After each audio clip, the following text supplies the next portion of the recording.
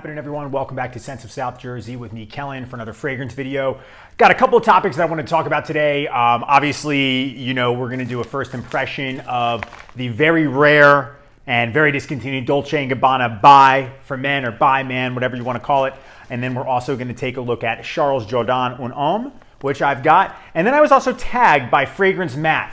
fragrancematt is a reviewer over in England, one I've always enjoyed all his videos. Just recently did a little collaboration type of interview with him on his channel. So go check that out and make sure to subscribe to him if you haven't done so, especially if you love vintage fragrance content like what I cover on my channel. And he asked me to do a little video about what my signature scent would be. So we'll jump into that in just a moment. If you've never been here before, make sure to subscribe. Check out the Scents of South Jersey Instagram page for news and updates on the channel and photos of fragrances from my collection. Let's take a look at all this stuff and talk about these topics.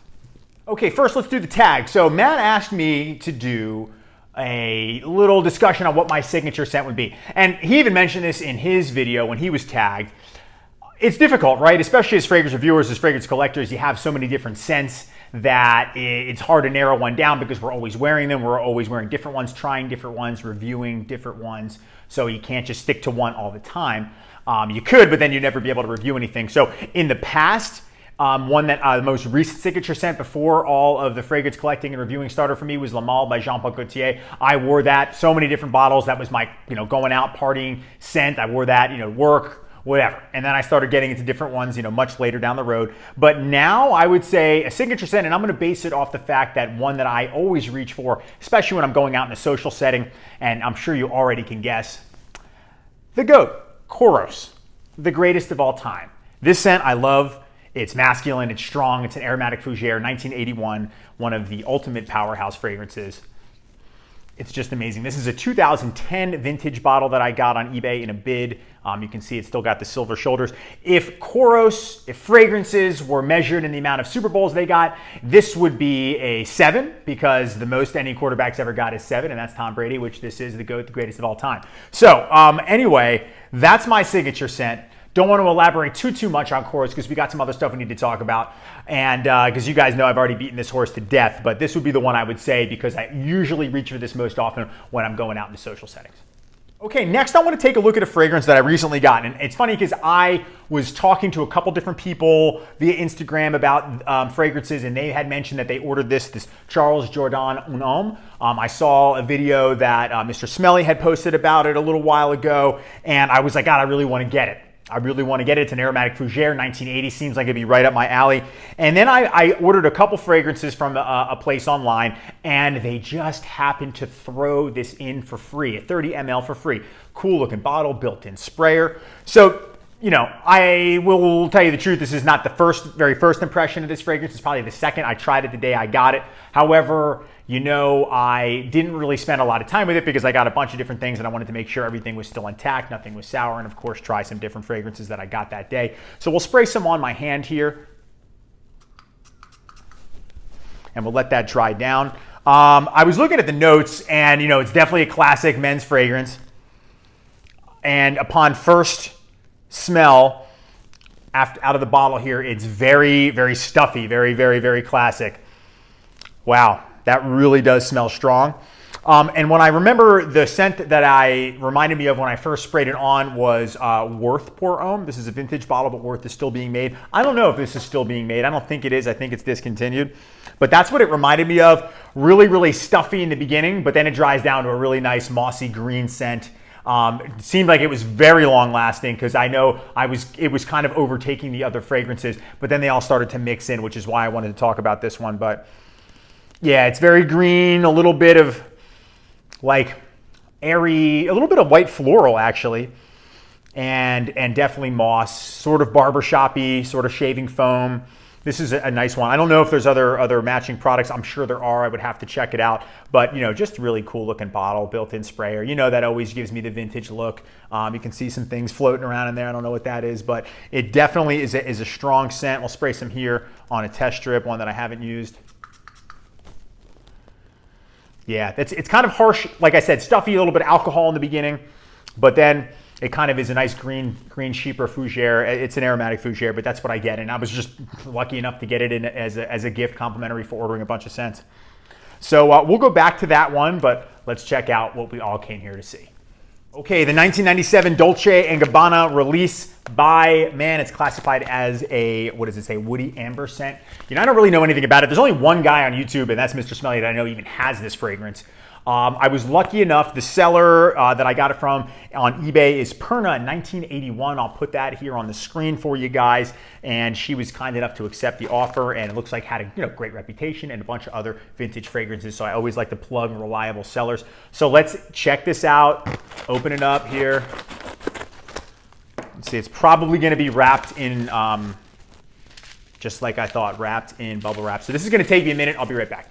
Okay, packaging was really good, and here it is, guys. You can see it, that classic zebra skin pattern by for men. You can see that right there. This is a 100 ml bottle. It was not full. I think she was 80% full, but for the cost that I got it for, given what it's, you can see it online for $400 plus, it was a great deal with what I got it for too. So I can't complain. The cap comes off, does click into place. You can hold it by there. On the bottom, you can see that there. Really cool bottle. Just the bottle alone is iconic. And there's clones of it out there. I know Dua has one, but it's not like having the real thing. So let's go ahead and we'll spray some on and see what this is all about. See if it's worth the money that they charge, or if it's just okay. Because I feel like if it was discontinued, maybe it wasn't that popular when it came out, but when it went away, just the look of the bottle probably just it increased its popularity, the scarcity of the fragrance. So let's go ahead and give it a shot here. Kind of a shitty sprayer, I won't lie. Now, I don't even know the notes, just gonna smell it, see what it reminds me of, and describe it as best I can. I'm not really good at this. I don't do this often. I like to wear things for a while before I review it, but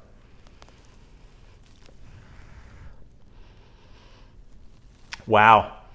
It's definitely sweeter than what I'm used to, but you can definitely smell the amber.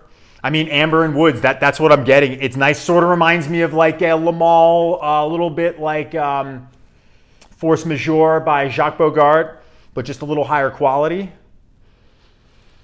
Sort of like just a clean barbershop-y scent, but like high-end, very high-end, a little bit like the Invasion of the Barbers type of thing by Dua. This is nice. This would be a good, this is good evening. I think this would be a good date night type of thing. Girls would definitely like this. This is probably one that would be a little bit more on the modern side compared to what I wear, but that's okay. But it's not modern because it's 1997, so, what am I saying? Oh, man, but this is actually getting better. It's a little bit of vanilla in there, but it's not too sweet. It's just not like Charles Jourdan, stuffy mothball closet. Not that this is bad. It's good, but this is a whole different level. Wow, this is really nice. I really would love to give this some more time before I review it. I'm just happy to have it. Yeah, this smells really, really clean, but still masculine.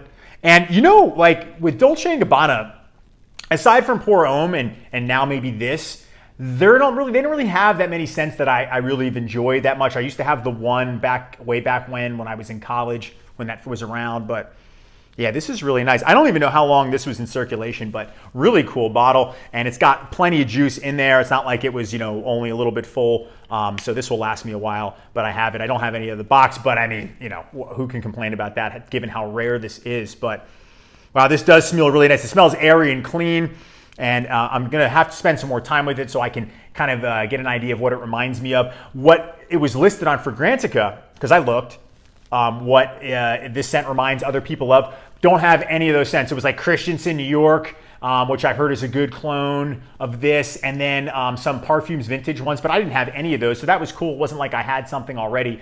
But the things that it reminded me of, it's in the same vein of Force Majeure or Le Male, but definitely different, a little bit more woody, which is nice. But so far, I'm really digging this. This is pretty cool. And it's a nice change up, right? It's still classic, still masculine, but it's not like 80s. This is definitely like coming into the new decade from the late 90s to early 2000s in terms of men's fragrance.